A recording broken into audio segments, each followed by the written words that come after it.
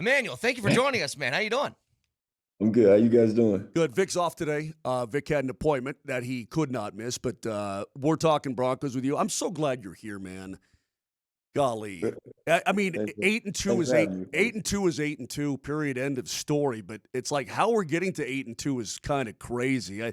We have a lot of angst built up inside of us. How do you see it?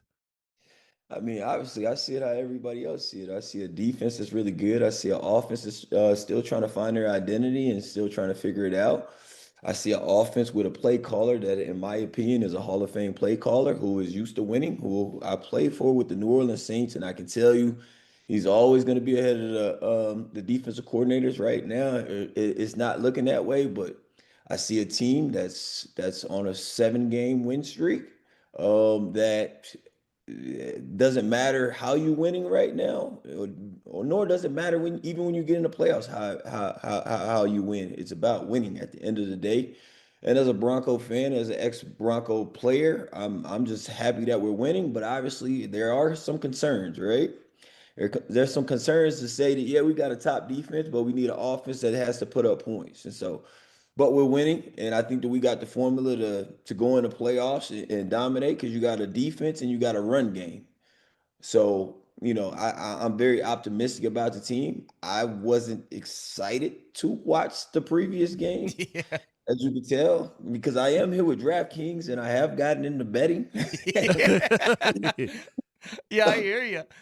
There was no touchdown scored in that last game. So, Yeah. but but man, look. We've been down for so many years, man. It just feels good to poke our chest out and say, hey, look, we're winning and we got a playoff caliber team and we got a freaking chance, Emmanuel's right? We got a chance and things look really good. Emmanuel Sanders with us. And on that subject, and we'll ask you about DraftKings in just a minute. But on that subject, I mean, you've been part of offenses where the defense has kind of been the thing that takes over. And there's two ways that this can go, especially when you're winning. To the Broncos' credit, there doesn't seem to be some hemming and hawing in the locker room out of the offensive players. But if you look at Philly's got kind of the same thing going on where they're winning football games with not a lot of offense. And A.J. Brown has made his voice heard about what he thinks about that. What do you think the inner workings of the locker room are between the offensive and defensive dynamic right now? Yeah, I don't. I could say that I was probably a bit of a diva a little bit, right? Like I'm just being honest. I love making plays, you know what I mean? And sometimes that didn't show in the best ways. I ain't taking it as far as AJ Brown taking it, right? Like I try to keep it, in house. But I don't think that the Broncos have any divas. I've been around Cortland. Cortland's not a diva at all. He's a team first guy, and he's gonna do whatever he needs to do to go in there, even when he is frustrated. Because I know that deep down he's frustrated a little bit, right? Because he's really not getting involved, and I know he's frustrated, but he's not going to express those frustrations, right? He's not gonna blast it out, and I got a lot of respect from that standpoint. Sometimes, do I think that he probably not going about it the right way? I would want the ball because he's a playmaker and he can help the offense out. Right. So yeah, he's a team first guy, but at the end of the day, if you know that you can help the team out, express that concern that I just want to help the team. But as far as like this team right here, like I go back and I look at the 2015 Broncos. Would you guys say that we had the top offense in the National Football League that No, year? Probably not. No. no, Not at all. I mean, no. we were struggling, and the defense was backing us up to the point that now, even when I'm around no fly zone, they like, this is our Super Bowl. To leave and Chris Harris and all those guys. This is our Super Bowl. But at the end of the day, collectively, like me and DT and Peyton and CJ and all of the guys on offense, we made the necessary plays to get in and out of games. And sometimes that's the National Football League, and sometimes it's how I go, but it's about winning. And so I think that the locker room is built the right way. And I poke my chest out every single time, and I've been saying this for years. Uh, and it's because of Sean Payton. Yeah, like I mean, I believe in that guy 100%. That he's gonna put us in the right position to get out of games. Now, as far as winning the Super Bowl, it might be a tough challenge, right? But we have a chance, and that's what I'm excited about. Emmanuel Sanders is joining us on behalf of DraftKings. Tell us a little bit about DraftKings and your partnership with them. Yeah, so like I told you guys earlier, I'm here with on behalf of DraftKings, and man, what's been really really cool is like I've been out of league going on 3 years now, and I talked to all my boys, and they've been playing fantasy, and they've been doing DraftKings and betting. And when I was playing ball, I was like, I don't care to hear about none of that stuff. Like, I Yeah. don't care about it. But now, like, I'm actually a fan of the National Yeah. Football League. Like, I got a fantasy league. I'm talking to my boys, all excited. They're looking at me like, dude, we've been telling you about this. I'm like, I didn't get it, I didn't get it. So I think it's just really cool. Like I don't really like bet like crazy big, but it's just fun to like watch the games and just put a little wager on it to see if I can be right. And so I'm here on behalf of DraftKings, and I just think it's cool that I've gotten into it, and now I'm representing them. But I think that the most important message is to make sure that you play responsibly, right? Yeah. And I make sure that I play responsibly as well, but I have fun with it at the end of the day as well. Well, I'm glad you're having fun. My team's getting its ass kicked every week. Excuse my language. I'm getting worked, and I've got Allen and Derrick Henry's not doing anything, so I'm kind of whiny right now. Hey, man, I just love your perspective, and I told Brett earlier in the show, I'm like, he's going to come on, he's going to be honest like he always is, and we love that. So I got to get your thoughts about. And by the way, when you talk about wide receivers being the Elton Johns and the Lady Gagas of the NFL, there's no doubt about it. Cortland is not that guy. They got to get him the ball, though, man. If they're going to win, he's such a stud. They got to get him the ball, and it seems like they've gone away from it. And finally, the Broncos are at least acknowledging that there's an issue on offense, right? Like, there's something going on that's not happening. I believe in Sean Payton. I think he's brilliant.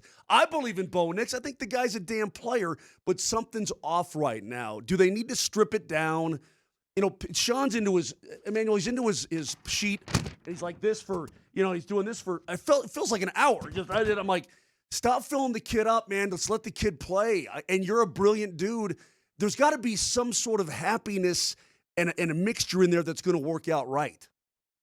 Yeah, I think sometimes as an offensive coordinator, and look, I don't really know much, but like I can only speak from my experiences. Like sometimes don't think so much about plays and think more about players, right? Of how can I get this guy involved, and how can I get that guy involved, and what guy will, once I start getting him the ball and what guy moves the chains and what guy is hot that game that I can feed or I can go to when at the end of the day I hang my hat at, look, I gave this guy an opportunity to make a play for me.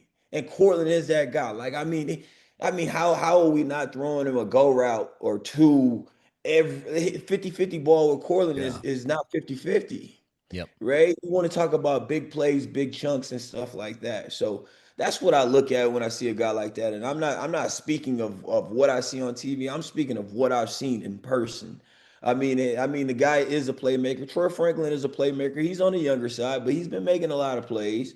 And I think that we got a run game that we can run the ball at our will whenever we want to. Like I actually enjoy when we in 12 personnel and we got J.K. Dobbins in the backfield and we're running the ball downhill and we're just having our will with people and the play action comes off of that, right? So I think that obviously, as the season goes on, you start to develop your identity and what works and what not works. And I just think Deshaun is just playing around with it. But the beautiful thing is he can play around with it and still get out of games with wins until he figures out the formula that he needs to figure out to succeed on offense. And Ma- so I'm actually looking forward to it because he's a brilliant mind. And he's gonna figure it out. He's gonna figure it out. And I know that he's been up probably just figuring it out and just trying to do the equations, do the mathematics so that this next game he can see if that works. Oh, I'm sure it's driving him insane. I'm sure that I was telling Brett, it probably never leaves his mind. I mean, that's how he's up. That's how he's wired, right? I mean, he's driven. He wants to be successful. It's got to be making him batty. Well, and one of the things, Emmanuel, that I wanted to ask you, because your last year in the league, you were in Buffalo, you played with Josh Allen. Josh Allen, obviously a dual threat guy, can do a little bit of both. I know that Bo Nix is incredibly athletic. Like, he's got wheels. He can move. Do they need to run him a little bit more? Could that get him more in the rhythm of a game? I don't know. I don't know about just running him. I mean, I like Jackson Dart, and I don't think that Bo and Jackson Dart are too far off No. in terms of athleticism. And I see sometimes they do in the red zone, they do like quarterback runs for Jackson Dart. And so I mean, yeah, I think that that's an element, but you don't want to get him hurt. But one thing that I love watching Bo is the fact that we got a quarterback that can sit in that pocket, and if it breaks down, he can really make something happen if he really wanted to. And that right there is what I poke my chest out when I talk about the Broncos as well and our quarterbacks. But at the end of the day, this is a second-year quarterback too that Sean Payton is working with as well. And the fact that these guys are on a 7-game win streak with a second-year quarterback is impressive. Like, I mean, as a Bronco fan, you got to be excited about the future. For sure. Yeah, You for know, sure. and so the fact that with a second-year quarterback, we're on a 7-game win streak. We have an opportunity to win the AFC West and get in the playoffs. And people are talking this team might be Super Bowl bound with a second-year quarterback is awesome. Teams have did it, but look, we're talking about the Broncos now. We know that since 2015, it hasn't really been that good, and so we're back. Speaking of the future, here we go Sunday, man. Uh, the Broncos have a chance to tell the Chiefs, you ain't winning, Jack. You're not. I mean, they're Kansas City's 5-4 for crying out loud. You make them 5-5, they're not coming back to win the division. Probably not even make the playoffs. We'll see. But man, here they come again, and they got the witch at quarterback, and they got every Hollywood. They've got everybody, right? They got Xavier, they've got Travis, they got all these dudes who are going to run crazy. There's no Pat Surtain right now. Why am I still so terrified of those guys? They terrify me. Yeah, you're terrified. You're not terrified of those guys. You're terrified of 15. Yeah. Yeah, pretty much. Yeah. And here's the thing. At first, we were all fist pumping the Chiefs. Finally, I've been waiting on this time for them to be down, and it's our time, and it's our time. And then you start watching the past like 3 or 4 weeks, and you're like, holy these guys. I don't know what to do. You're like, what the hell happened? Like, what is going on? Like, they're getting Rasheed Rice back. They're starting to find their groove. They're starting to get their swagger back. And you're like, oh, it's getting real. Right. And now Yep. we sit here and now we're facing the Chiefs and we're sitting back and we're saying, as a Broncos fan, okay, is this our year? I feel like Sunday will let us know more of if it's our year to win the AFC West or not. Like, right. And Yep. so I'm excited to see what we do. We got, like I said, we got a defense that scares Patrick Mahomes finally. You know what I for mean? sure. We Yeah. got guys that scare him. And so, I mean, he's not going in there with that same swagger of, oh yeah, this is the same old Broncos. He's like, oh, I gotta have my head on a swivel because those guys are coming. So I'm excited to see it. Emmanuel Sanders with us. One last time, Emmanuel, you're joining us on behalf of DraftKings. Tell us about your partnership with him.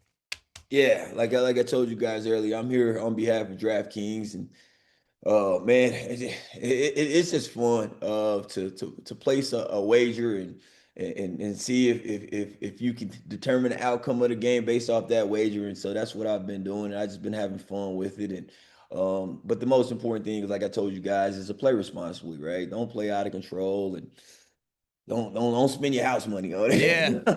Have you got hit with one of the backdoor covers yet? Did you think you had a game in the bag and somebody scores late to ruin it for you? Oh my God, dude! Yeah, Utah State. I've been at my house having so much fun. I mean, I have like a little like $10 or $20, but I'm screaming at the TV about sports, and my wife thinks I'm crazy. I'm like, no, and so I have fun with it, and it just makes the games more exciting, Yeah. man. Just put a little light wager in.